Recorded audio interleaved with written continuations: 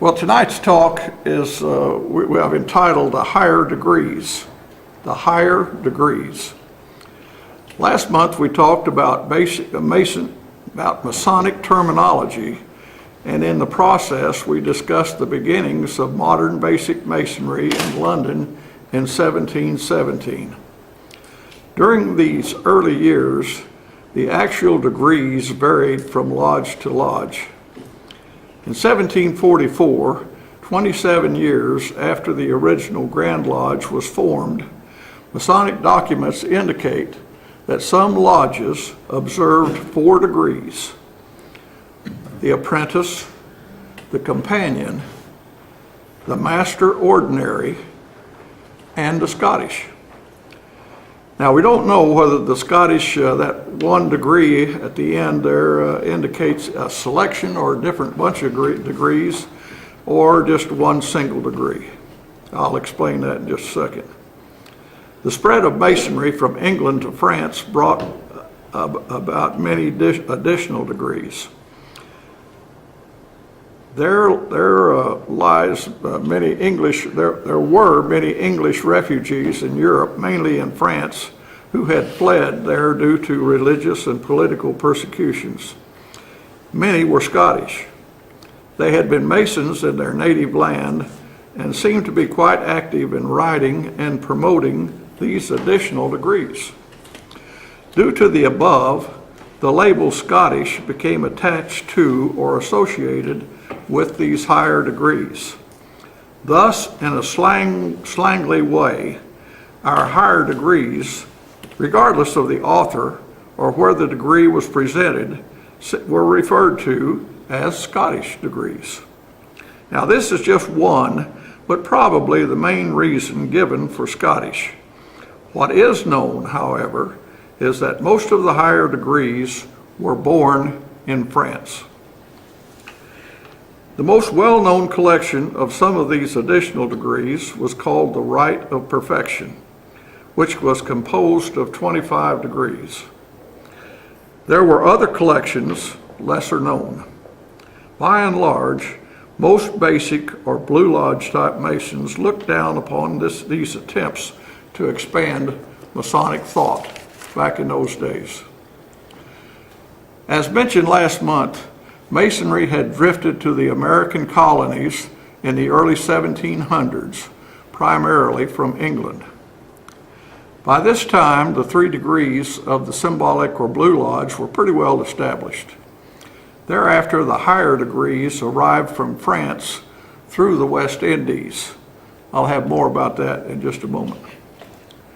What we know now as the ancient and accepted Scottish Rite, Southern jurisdiction, began in America in 1801. As previously mentioned, this was not the first attempt to collect or group some of these higher degrees, which some scholars number in the thousands. These higher degrees, when they spread to France, they just proliferated. People started writing them and they started presenting them, and of course there was just no uniformity at all to any of these things. But that's the amount of the higher degrees that were available for these collections to pick from. So let's see, where was I? And there was another attempt. As previously mentioned, this was not the first attempt to collect or group some of these higher degrees, which some scholars number in the thousands, into a particular type organization. There was another attempt which received little press in most Scottish Rite histories, but I think is quite important. It was called the Grand Constitution of 1786. Perhaps it is pushed into the background because many of the details and facts are debatable. Dates, people involved, and even location. But we do know that it did occur. I would use the version that Albert Pike adopted as being the most likely truth. The Grand Constitution of 1786 was assembled in Berlin, supposedly sanctioned by Frederick II, King of Prussia, and attended by a lot of people, but primarily by 9 delegates from the Grand Councils of Prince Masons of the Royal Secret from various countries. Why this is important is that from this assembly, a general plan of organization of the higher degrees was set forth, which the Charleston group adopted in quite a wholesale manner. Some of these adoptions were as follows. There were to be 33 degrees rather than the previous 25. 32 of these regular degrees, and then the 33rd was reserved for only members of the Supreme Council. Now, this really elevated the 33rd degree to just a select few because the Supreme Council number was set at 9, supposedly to give representation to the 9 major groups attending. So you're only going to have 9 33rd degree Masons back in those days. Their terminology was also adopted by the Charleston group. Such words as Grand Commander, Lieutenant Grand Commander, Sovereign Grand Inspector General, Consistory, and of course Supreme Council. These all stemmed from the Constitution of 1786. They had taken the 3 craft degrees, added the 25 degrees of the Rite of Perfection, and then added 5 more degrees. Their 25th degree, which was their last one, of course, was known as the Sublime Degree Prince of the Royal Secret, which was moved in the new plan to the 32nd degree, and is, of course, the last degree of their new plans, except for the 33rd. So this, of course, is what we know now as the Master of the Royal Secret, and it's still the 32nd degree. This organization, created in 1786, which was 25 years before 1801, was called listen to this, it was called the Ancient and Accepted Scottish Rite. Note the inclusion of the word Scottish. Most Masonic history states that the current system of degrees stems from the Rite of Perfection, which is true. However, the Grand Constitution of 1786 sure did a lot of work to help out the Charleston group in their formation. The stage was now set for the arrival and subsequent establishment of the Scottish Rite in the United States, which has become the Mother Council of the world. This, of course, referred to the 1801 Supreme Council as the Mother Council. No one knows when this label of Mother Council was first used and by whom or why the Supreme Council of 1786 was not given this name. The higher degrees had arrived in the colonies before 1801. The known and operating locations were Albany, New York in 1767, Philadelphia in 1782, and of course Charleston in 1783. Note these dates. These were before and during the Revolutionary War. As a matter of fact, John Mitchell, who became the first Sovereign Grand Commander, was serving as SGIG in Charleston of the Lodge of Perfection prior to 1801, when the Scottish Rite was actually formed. Up to now, I have touched on the background of the higher degrees of Masonry prior to 1801.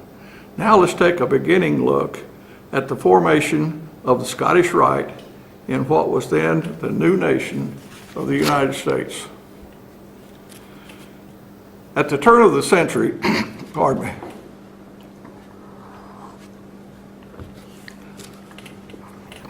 at the turn of the century, 1800, Charleston, South Carolina was a thriving seaport with a slave-dependent economy based on the cultivation of rice, indigo, and cotton, as well as a fast-developing shipbuilding industry. The population of the city was ethnically and religiously diverse, numbering among its inhabitants Scottish Presbyterians, French Huguenots, Anglicans, Baptists, German Protestants, Methodists, Jews, and Roman Catholics. With such a diverse population, it is not surprising that Charleston was a very active Masonic city already. There were at least 9, listen to this figures here, before 1801, when the Scottish Rite was first begun, there were 9 basic Masonic lodges in Charleston. Also, there was a Lodge of Perfection, Council of the Princes of Jerusalem, and a grand chapter of the Princes of the Royal Secret. These last 3 were involved, all with higher degrees. Now, I'm going to give you some dates here just to put them in perspective of what's going on in the country. On March the 4th, 1801, the 3rd President of the United States, Thomas Jefferson, was inaugurated in Washington, D.C. He was the first president to be inaugurated in and to serve in D.C., as both the White House and the Capitol had just been completed. As previously mentioned, a man by the name of John Mitchell had been serving as the SGIG of the current Lodge of Perfection there in Charleston since 1796. Evidently, he felt that all of the areas of the higher degrees were so alike in so many ways that they should be consolidated into one group or rite. As a 33rd degree Mason, now, he was a 33rd degree Mason, so he says, to which there is no existing records of when and where he received his 33rd degree rank. But Mitchell contacted another Charleston citizen on May the 25th, note this dates now, May the 25th, 1801, whose name was Dr. Frederick Dalco, and conferred upon Dalco the 33rd degree. So this is, about 2.5 months after the Jefferson inauguration. 6 days later now, 6 days later, after he has made Dalco a 33rd, these two met to form a Supreme Council. And that was the May the 31st, 1801 day that we celebrate. What is amazing is there are no minutes of that meeting. There's no information as to whether others were present. Almost had to be. You're not going to call a meeting with 2 people, but at least there's no evidence of that. There is no written documentation that the meeting was at the Shepherd Stadium, a tavern, which we all assumed that's where it was. By word of mouth of the 2 involved, the meeting did occur on that date, and using the Grand Constitution of 1786 of Berlin as a guide, Mitchell was named Grand Commander and Dalco was named Lieutenant Grand Commander. The Constitution and bylaws were written for this new organization using this Berlin Constitution and terminology format. The Supreme Council number, again, was obviously set at 9, and the 2 principals were now confronted with the task of expanding the council to its constitutional limits with 7 more men. Take note, the first official name of this new 1801 group was the ancient and accepted Rite of Freemasonry. No Scottish. The Scottish was added to the name several decades later. As mentioned in the beginning paragraph of this talk, there is no clear evidence as to the origin of this term. Now this is amazing to me, but that this subject was never mentioned in any of the minutes, or at least the ones that survived fires and displacements through the years. When I'm conducting tours, I'm often asked was this organization begun in Scotland? What can I say? The answer, we really don't know, seems like such a dumb answer to give to somebody on a tour. One of the words in our official name, and we don't even know where it came from. I guess this will just have to go down as another one of the mysteries of Masonry. This new Masonic organization has now been formed. You might say that figuratively, the cornerstone has been laid on an organization that will have far-reaching effect on the Masonic world in future years. So it's time to bring this segment to a close, but I will continue the story next month with how the ancient and accepted rite of Freemasonry was actually constructed, a brief background on all of the original founders. And I really think that you'll find that the background on these original founders were really unusual. I think it'd be very interesting for you. And then also a quick history of how the rite fared until the arrival of Albert Pike. So this is a commercial for next month's presentation. As we close out tonight's meeting on the higher degrees, allow me a few observations. England is considered the home of basic masonry, which we call the Blue Lodge, and Charleston the home of the higher degrees or Scottish Masonry. These are facts. The Blue Lodge was formed on the existing foundation of operative or working men of brick and stone who were joined by men of culture and knowledge, the speculative Masons, in the city of London. Higher degrees were floating around during those days, but they were not looked at with favor. However, the higher degrees flourished in France. So why was Charleston given the title of the Mother Council of the world? It could just as well, besides Berlin, it could be Paris. Well, notwithstanding the end of the French Revolution and the toppling of the monarch at that time, there still existed a big gap between nobility and the common man in France. Matter of fact, all of Europe. We have no record that Napoleon was ever a Mason, but all of his advisors were. We know that for a fact. So there was a political influence.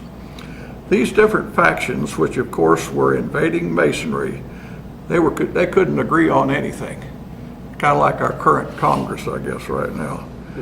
But anyway, segments of these different views of French Masonry were exported to the French Indies, particularly to Jamaica and Haiti, where the fragmentation of the old world society was not so prevalent.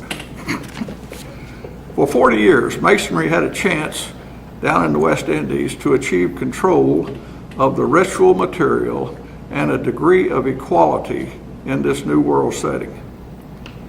In 1791, the slave revolt of Haiti caused a wave of French exiles to flee to this newly formed United States. Charleston, as I've already mentioned, was a cosmopolitan city of many backgrounds, so it became the destination of great numbers of these fleeing Frenchmen.